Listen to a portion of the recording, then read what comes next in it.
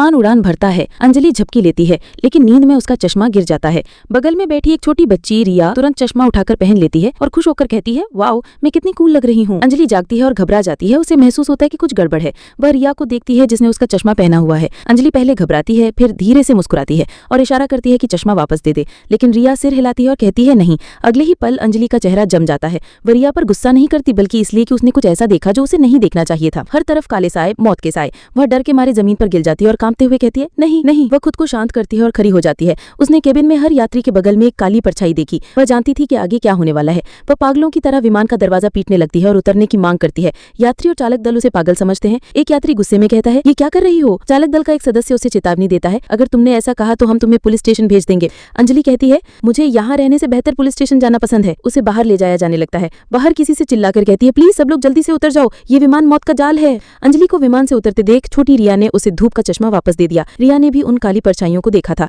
अंजलि रिया से कहती है, इसे अपनी दादी को वापस दे दो। भगवान जानता है कि युवती भी एक दयनीय व्यक्ति थी। वह बचपन से ही आम लोगों से अलग थी। 3 साल की उम्र में उसके पिता ने उसे पहली बार चश्मा पहनाया था। तब से उसकी अलमारी में काले धूप के चश्मे हैं। लेकिन आज जब भैया ने उसका चश्मा छीना तो उसने केबिन में हर जगह मौत की परछाइयां देखी। उसके शोरगुल के बावजूद विमान योजना के अनुसार उड़ गया। अंजलि जानती थी कि केबिन में मौजूद लोग अब शायद नहीं है। विमान दुर्घटना की खबर आने के कुछ देर बाद उसे एक संदिग्ध के रूप में गिरफ्तार कर लिया गया और पुलिस से कहती है, मैंने कुछ नहीं किया, मैं बस उन्हें बचाना चाहती थी। बाहर मौजूद एक पुलिस अधिकारी को अचानक एहसास हुआ। उसने याद किया कि पिछली बार जब वह दूध वाली चाय की दुकान पर गई थी तो वह काम करते समय भी चश्मा पहने थी। टीम लीडर ने देखा कि इससे उसकी जांच पर असर पड़ेगा। उसने अंजलि का धूप का चश्मा उतार दिया, लेकिन हैरान होकर देखा कि उसके नीचे एक और चश्मा था। उसने उसे भी हटा दिया। अंजलि के पास करण से पूछने के अलावा कोई विकल्प नहीं था कि क्या वह कुछ पीना चाहेंगे, लेकिन करण उसकी आंखों में देखना चाहता था। ये वाक्य भविष्य में एक महत्वपूर्ण भूमिका निभाएगा। अंजलि धीरे से पूछती है, क्या आप कुछ पीना चाहेंगे? करण उसकी आंखों में देखते हुए कहता है, मैं बस तुम्हें देखना चाहता हूँ। अचानक अंजलि अपनी परिधीय दृष्टि से करण के पीछे काली छाया देखती है, लेकिन वह केवल करण की आंखों में देख सकती थी क्योंकि वह उसका पूर्व